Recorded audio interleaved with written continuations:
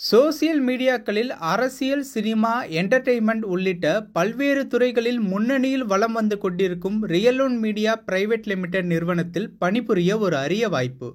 Visual editor 2 வருட அனுபவம், cameraman 2 வருட அனுபவம், டிடிபி தமிழ் டைப்பிங் 2 வருடம் அனுபவம் உள்ளிட்ட வேலைகளுக்கு ரெஸ்யூம் அனுப்ப வேண்டிய வாட்ஸ்அப் எண் 8610286061.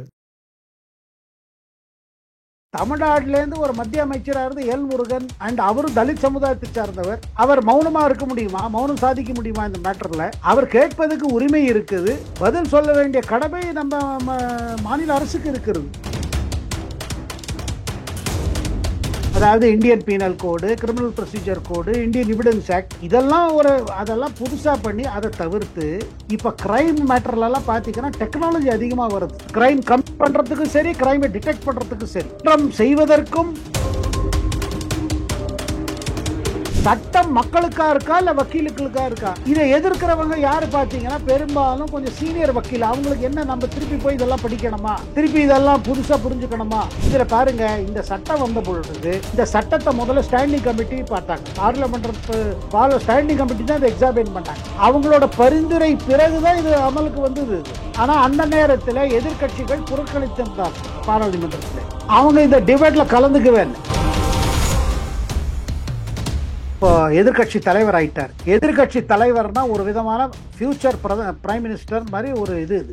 அவர் தன்னை அந்த மாதிரி நினைக்க ஆரம்பிச்சிட்டார். இரண்டாவது அவர் என்ன நினைக்கிறாருன்னா, மோடி அரசு நீடிக்காது. சரி, இப்ப அடுத்த மாநில தேர்தல்லாம் வருது, மகாராஷ்டிரா, ஹரியானா, ஜார்க்கண்ட், இதுலலாம் பிஜேபி ஜெயிக்கலன்னா இந்த அரசு கவிழ்ந்துரும், இல்ல நம்ம கவிழ்த்திடலாம் அப்படின்னு அவர் நினைக்கிறார். ஆனா என்ன கேட்டீங்கன்னா, இந்த பாராளுமன்றத்துல பிஜேபியா இல்லாத அரசை அமைக்க முடியாது. அவர் கூட ஒரு கேமரா டீம் போக ஆரம்பிச்சு 8 கேமராக்காரங்க, ஒரு டைரக்டர் எல்லாம் போறாங்க. டைரக்டர் எதுக்கு? இந்த ஷூட்டிங் பண்ற மாதிரி, இப்படி எடுங்க, அந்த ஆங்கிள் எடுங்க. அதாவது என்ன, மோடி இவர் என்ன நினைக்கிறாரு, ராகுல் காந்தி மோடி இவர் பிரபலமான காரணம் என்னன்னா, அவருக்கு நல்ல பப்ளிசிட்டி கிடைச்சது. அவர் எல்லா ஸ்டைலுமே கேமரால கேட்ச் ஆச்சு. அதே மாதிரி நம்ம எங்க எல்லா இடத்துக்கு போனாலும் அந்த ஒரு டி ஷர்ட்டை மாட்டிட்டு நம்ம போனோம்னா இளைஞர்கள் எல்லாம் நம்ம பின்னாடி வந்துருவாங்க.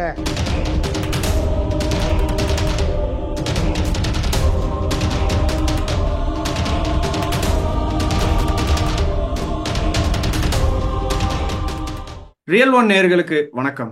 இன்றைய சிறப்பு நேர்காணலில் நம்முடன் இணைந்திருப்பவர் டெல்லியில இருந்து மூத்த பத்திரிகையாளர் திரு சேகர் ஐயர் அவர்கள். வணக்கம் சார். வணக்கம் ராபின். வணக்கம். எப்படி இருக்கீங்க சார்?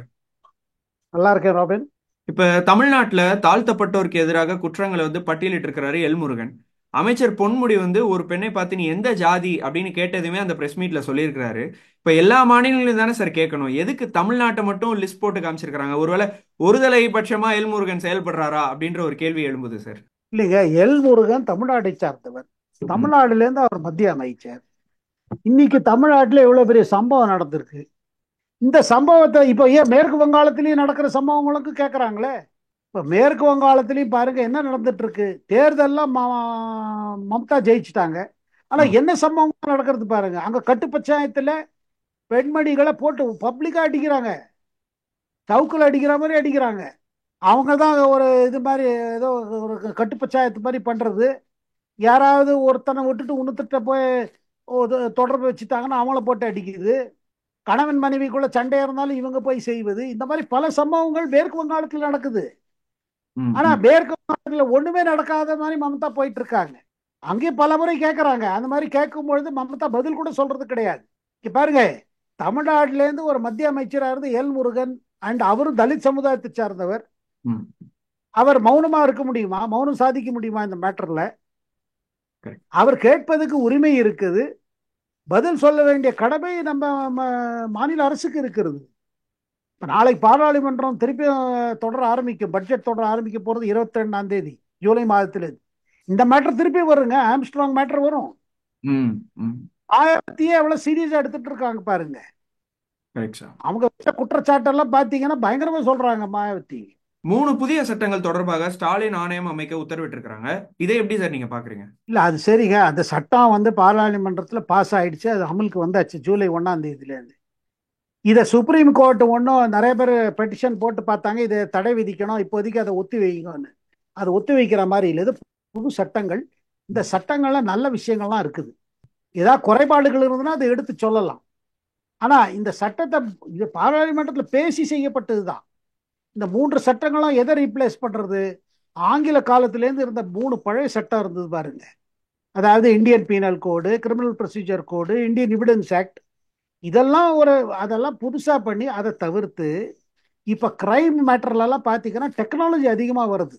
Correct sir. கிரைம் கம்மி பண்றதுக்கும் சரி, கிரைமை டிடெக்ட் பண்றதுக்கும் சரி. ஆமாம். ஒரு குற்றம் செய்வதற்கும் டெக்னாலஜி வருது, குற்றத்தை அதை தடுக்கிறதுக்கும் டெக்னாலஜி வருது, அந்த குற்றத்தை கண்டுபிடிக்கிறதுக்கும் உங்களுக்கு சயின்ஸ் அண்ட் டெக்னாலஜியில தான் இப்ப நடக்குது. அதனால்தான் இந்த இந்த சயின்ஸ் அண்ட் டெக்னாலஜி தனியா இருக்கிறதா ஃபாரன்சிக் சயின்ஸும்பாங்க. அந்த ஃபாரன்சிக் சயின்ஸ் இப்ப அதிகமாக இதுல உபயோகப்படுத்தப்படுறது. ஸோ அதெல்லாம் ஆதாரமா எடுத்து அது ஒரு ஆதாரமா வரணும்ல. இப்ப பழக இதுல இப்ப சட்டத்துல இதெல்லாம் நீங்க சில இது மேட்டர் அட்மிசபிள், சில அட்மிசபிள் இல்லை. கோர்ட்ல இது செல்லும் செல்லாது இருந்தது. அதெல்லாம் மாற்றி சட்டம் வந்திருக்கு. இப்ப இந்த சட்டத்தை எதிர்ப்பவர்கள் யாருன்னா பெரும்பாலும் பாத்தீங்கன்னா சில வக்கீல்கள் இந்த சட்டத்தை படிக்க விரும்பல. நமக்கு எல்லாம் பழைய சட்டம் தெரியும், மனப்பாடமா தெரியும், அது நம்ம வேலையில ஒரு புது வேலையா வந்துருச்சு இது. ஏன்னா சட்டம் மக்களுக்கா இருக்கா இல்ல வக்கீலுக்களுக்கா இருக்கா? இதை எதிர்க்கிறவங்க யாரு பாத்தீங்கன்னா பெரும்பாலும் கொஞ்சம் சீனியர் வக்கீல். அவங்களுக்கு என்ன, நம்ம திருப்பி போய் இதெல்லாம் படிக்கணுமா, திருப்பி இதெல்லாம் புதுசா புரிஞ்சுக்கணுமா? ஆனா பாருங்க, இந்த குற்றங்கள் அதிகமாயிட்டே போகுது, பலவிதமா குற்றங்கள் நடக்குது. அந்த குற்றத்தை டிடெக்ட் பண்ணி குற்றம் செய்வர்களுக்கு தண்டனை கொடுக்க வேண்டியது கடமை. இதுல என்ன, இந்த சட்டத்தை 3 சட்டத்தோட அடிப்படையில என்ன, இது என்ன, நியாயம் கிடைக்கணும். அதாவது நியாயம் எப்படி கிடைக்கும்? நியாயம் வந்து ஆங்கிலத்துல ஒரு சொல்லுவாங்க, ஜஸ்டிஸ் டிலேட் இஸ் ஜஸ்டிஸ் டினைடுபாங்க. கேஸ் பல ஆண்டு வருஷமா ஓடிட்டு இருக்குன்னா அவங்களுக்கு அப்புறம் என்ன நியாயம் கொடுப்பீங்க பாதிக்கப்பட்டவர்களுக்கு? ஸோ உங்களுக்கு குயிக்கா வெர்டிக்ட் வேணும்னா சில குயிக் மாடர்ன் டெக்னாலஜி, மாடர்ன் சயின்ஸும் அதெல்லாம் எவிடன்ஸா எப்படி யூஸ் படுத்தலாம். இதுல இன்னொரு குற்றச்சாட்டு என்ன வருதுன்னா, இந்த சட்டத்தை கீழே போலீஸுக்கு ரொம்ப அதிக பவர் இருக்குது. போலீஸ் நம்மளை என்ன வேணா செஞ்சிருவாங்க, யாரை வேணா பிடிச்சிட்டு போயிடுவாங்க, எது வேணா பண்ணுவாங்க, வேணா எத்தனை நாள் அதெல்லாம் பாருங்க குறிப்பிட்ட இது இருக்குது அதுல. எனிவே இந்த பாருங்க சுப்ரீம் கோர்ட்ல 2-3 முறை இந்த புது சட்டங்களை தடுக்கிறதுக்கான முயற்சி செய்யப்பட்டது. ஆனா சீஃப் ஜஸ்டிஸோ சுப்ரீம் கோர்ட்டோ இதுக்கு ஒத்துக்கல. சட்டம் அமலுக்கு வந்துருச்சு. சட்டம் பாருங்க, எந்த சட்டம் வந்த பிறகும் அது செயல்படும் பொழுது சில பிழைகள் வரும், சில பிரச்சனைகள் வரும். அது கவர்மெண்ட் எடுத்து சொல்லி கவர்மெண்ட்டே சொல்றாங்களே, இதை நம்ம ரிவ்யூ பண்ணிட்டு இருப்போம், இதுல ஏதாவது ப்ரொவிஷன்ஸ் இருந்ததுன்னா சட்டத்துல எதுல சில பிழைகள் இருந்ததோ இல்ல அதுல பிரச்சனைகள் வருதா இருந்தா அதை நீக்குவோம். ஆனா சட்டமே கூடாது. இதுல பாருங்க, இந்த சட்டம் வந்த பொழுது இந்த சட்டத்தை முதல்ல ஸ்டாண்டிங் கமிட்டி பார்த்தாங்க. பார்லிமெண்ட் ஸ்டாண்டிங் கமிட்டி தான் இதை எக்ஸாமின் பண்ணாங்க. அவங்களோட பரிந்துரை பிறகுதான் இது அமலுக்கு வந்தது இது. ஆனா அந்த நேரத்தில் எதிர்கட்சிகள் புறக்கணித்திருந்தார்கள் பாராளுமன்றத்தில். அவங்க இந்த டிபேட்ல கலந்துக்கவே இல்லை. மோடி எதிர்ப்புல இந்த மாதிரி சட்டங்கள்லாம் வரும்பொழுது கூட இதுல பார்ட்டிசிபேட் பண்ணிட்டு இருக்கணும். அப்ப பண்ணாம இப்ப ப. சிதம்பரம் போல தலைவர்கள்லாம் ஆர்டிக்கல் எழுதுறாங்க, இந்த சட்டத்துல அது சரியில்லை அது சரி. ஏங்க, அந்த பாராளுமன்றத்தில் இந்த சட்டம் வந்த போது நீங்க மோடியை எதிர்த்து 2024 தேர்தலுக்காக நீங்க உங்க டிராமா பண்ணிட்டு இருந்தீங்க. அப்ப அவையில போய் சொல்லியிருக்கலாம்ல. இப்போ காங்கிரஸ் தரப்புல பெரிய வக்கீல் இருக்காங்க, அபிஷேக் மனு சிங்வி, கபில் சிப்பல், ப. சிதம்பரம், இவங்கெல்லாம் அந்த சந்தர்ப்பத்தை கோட்டை விட்டுட்டு இப்ப அதை தள்ளி வை. ஏன்னா பாருங்க, சில வக்கீல்லாம் இவங்களுக்கு அவங்க நான் ஒன்று சொல்றேன் பாருங்க, திருப்பி நம்ம வக்கீல், என் பிள்ளையே வக்கீலா இருக்கான் டெல்லியில. நான் வக்கீலுக்கு எதிர்த்து சொல்லலை, வக்கீல் சமுதாயத்துக்கு எதிர்த்தோ இல்லை. லாயர்ஸ் எல்லாம் நல்லா வேலை பண்றாங்க. ஆனாங்க சில லாயர்ஸுக்கு இதை என்ன, நம்ம பழைய சட்டமே ஓடிட்டு இருக்கு, நம்ம பிசினஸ் ஓடிட்டு இருக்கு, எதுக்கு புதுசா கத்துக்கணும், ஏன்னா திருப்பி எல்லாம் படிக்கணும் புதுசு. அவங்க யாருக்குமே திருப்பி படிக்க இஷ்டம் கிடையாது. சில சட்டத்தோட செக்ஷன்லாம் மனப்பாடமா இருக்குது, அதனால அவங்க ரெசிஸ்ட் பண்றாங்க. ஆனா மாடர்ன் டெக்னாலஜி, மாடர்ன் அப்ரோச், இது நீங்க எப்படி ரெசிஸ்ட் பண்ண முடியும்? அதை தான் அமித்ஷாவும் சொன்னாரு, பிரதமரும் சொன்னாரு. இந்த சட்டம் அப்புறம் நம்மகிட்ட இருக்க சட்டம், பழைய சட்டம்லாம் ஆங்கிலேயர்கள் போட்ட சட்டம். அவங்க எதுக்கு போட்டாங்க அந்த மாதிரி சட்டங்கள்லாம்? இந்தியாவை ஒரு ஆட்சி நடத்துறதுக்கு போட்டாங்க, நல்லாட்சிக்கா போடல. இந்தியர்களையும் இந்தியாவையும் கண்ட்ரோல் பண்ணி வைக்கிறதுக்கு போட்ட சட்டங்கள் இதெல்லாம். இந்தியன் எவிடன்ஸ் ஆக்ட் எப்போ வந்த ஆக்ட் இது? இந்தியன் பீனல் கோடு எப்போ வந்தது? ஸோ அதனால இந்த சட்டத்தை வச்சுன்னு ஒரு அரசியல் இதுல காங்கிரஸ் சேர்ந்துக்கிறாங்க. ஆனா என்ன கேட்டீங்கன்னா, இந்த சட்டத்தை எதிர்க்கிறத விட இந்த சட்டம் செயல்பட ஆரம்பிச்சிருச்சு. அதுல எல்லா கிரைமுக்கும் அதுல இது இருக்குது, டீட்டெயில்டா இருக்குது. ம், ம், ம். ஸ்டாச்சிங்ல இருந்து ஆரம்பிச்சு எல்லாத்தையும் இருக்குதுங்க. மொபைல் ஸ்டாச்சிங்ல இருந்து ஆரம்பிச்சு எல்லாத்துக்கும் அதுல இது ஆமா. இருக்குது. மணிப்பூர்ல திரு ராகுல் காந்தி அவர்கள் செய்தியாளர்களிடம் பேசும் பொழுது திசை திருப்பும் கேள்விகளுக்கு என்னால பதில் சொல்ல முடியாதுன்னு சொல்லியிருக்கிறாங்க. இதை நம்ம எப்படி பார்க்கலாம் சார்? அதாவதுங்க, அவர் ஒரு புதுசா இப்போ ஒரு இதுல கிளம்பியிருக்காரு. என்னன்னா, இப்போ எதிர்க்கட்சி தலைவர் ஆயிட்டார். எதிர்க்கட்சி தலைவர்னா ஒரு விதமான ஃபியூச்சர் பிரைம் மினிஸ்டர் மாதிரி ஒரு இது. ஓகே. அது அவர் தன்னை அந்த மாதிரி நினைக்க ஆரம்பிச்சிட்டாரு. இரண்டாவது அவர் என்ன நினைக்கிறாருன்னா, இந்த மோடி அரசு நீடிக்காது.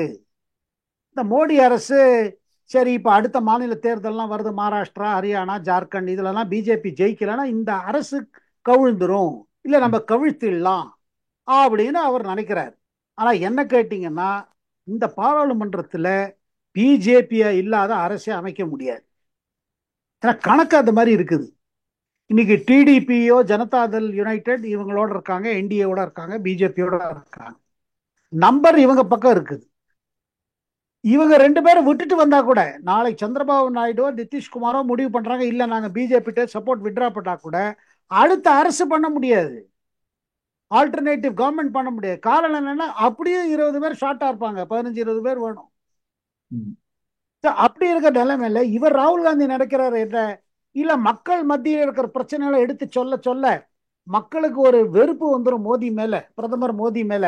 இந்த கவர்மெண்ட்டை வீழ்த்திடலாம், அப்புறம் தேர்தல் வரும் பார்த்துக்கலாம். ஆனா ஒண்ணுங்க, இந்த கவர்மெண்ட்டை எப்ப வீழ்த்தினாலும் புது தேர்தல் வரும்.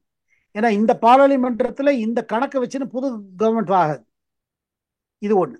இரண்டாவது, அவர் ராகுல் காந்தி என்ன பண்றாரு, மோடி மாதிரி காப்பி பண்ண ஆரம்பிச்சிட்டாரு. ம்.